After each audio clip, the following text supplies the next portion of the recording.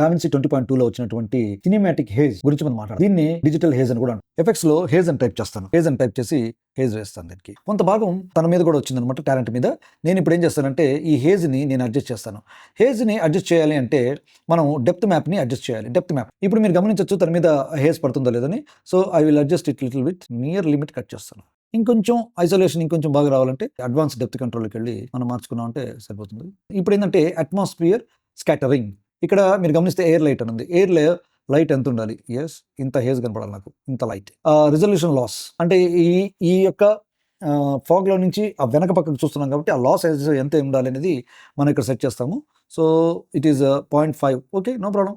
Light halos అంటే ఒక light చుట్టూరు ఒక రింగ్ మాదిరి ఏర్పడుతుంది అన్నమాట హ్యాలోస్ మనం అందరం చూస్తున్నప్పుడు. సో ఇది వచ్చేసి ఆ హ్యాలోస్ యొక్క సైజు.